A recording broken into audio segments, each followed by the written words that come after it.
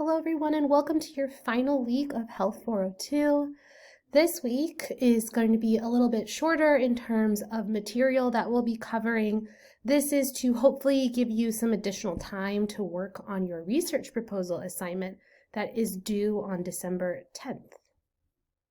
We are going to be covering community-based participatory research, or what we often refer to as CBPR. So if you hear that term, that's what that's referring to.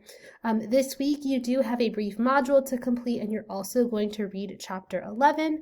You have your discussion posts that are due on Thursday and Sunday. You also have a quiz that you'll complete. Also remember your research proposal is due on Sunday, so make sure you're working on that. I do have a review posted for the final exam, which is going to be open Monday through Wednesday of final exam week. You will complete that on Canvas on your own. So you'll need to schedule some time during those dates where you can sit down, take that final exam in one sitting.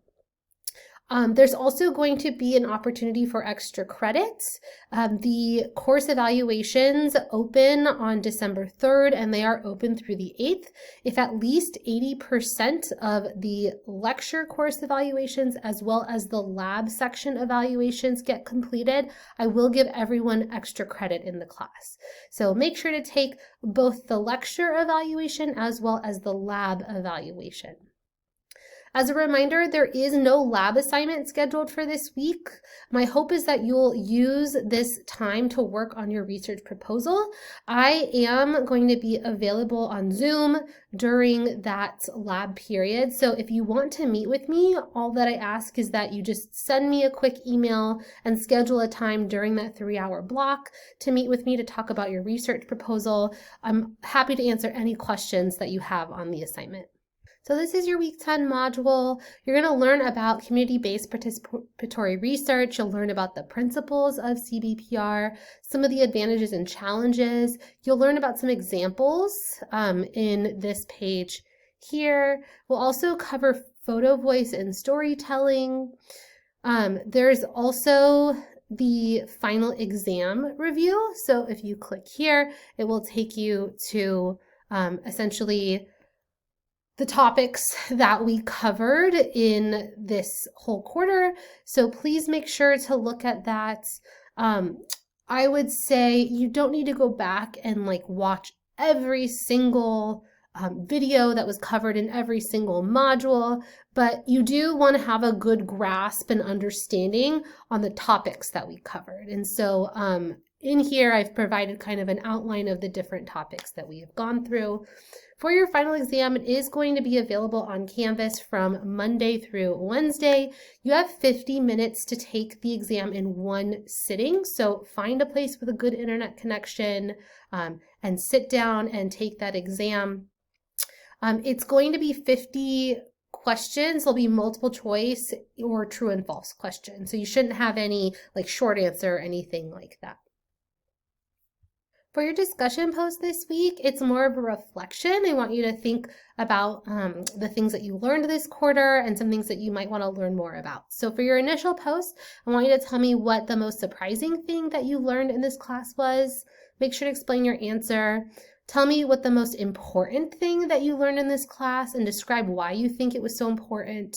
And then tell me one thing that you would have liked to learn more about. So maybe we didn't cover something in a lot of detail, just something specific that maybe we didn't cover or you would have liked to have learned more about in the class. And then for your reply post, just compare your answer to your classmate's answer.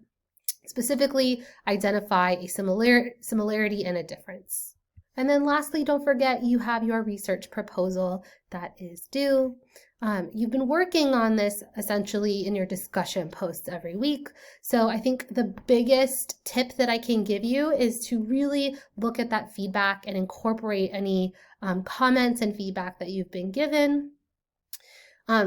You're going to start your research proposal with a background section, and some of this you can use from your literature review assignment, But again, make sure you've reviewed the feedback from the literature review assignment. Something that I often saw was a lack of statistics to support the justification on why your topic is important. So if that was an area of improvement in the literature review, please make sure to incorporate that into the research proposal. But you want to, for your background, describe the importance of the topic. You can talk about the prevalence of the specific issue that you're covering. You want to include information about the selected vaccinations and also your independent variables. So if you're looking at health beliefs, you're going to want to introduce your audience to what those are.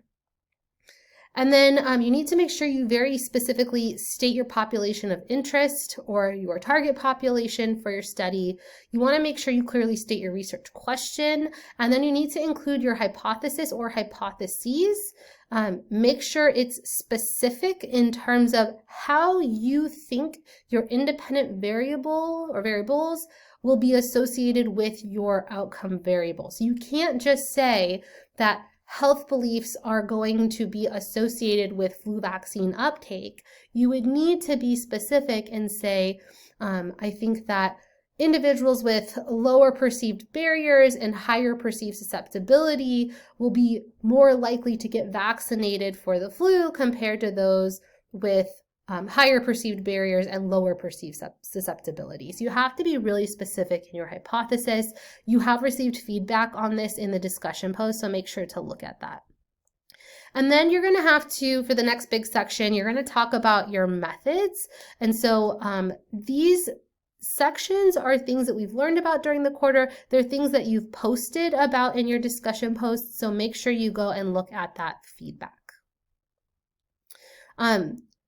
For your discussion, should be about a page. You're going to talk about 2 strengths to your proposed plan, and you also have to talk about 2 limitations.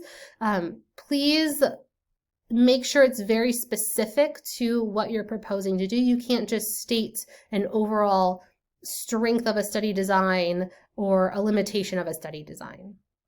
Make sure that you thoroughly go through your paper, make sure it's organized well, you don't have any spelling or grammar issues, make sure you follow all the formatting requirements, and then also the requirements for those references. You should have a minimum of 10. So that's it for this week. Please make sure to come to office hours if you have any questions. I highly recommend that you schedule a time to meet with me during your lab period so you can ask any questions that you have before the research proposal due date.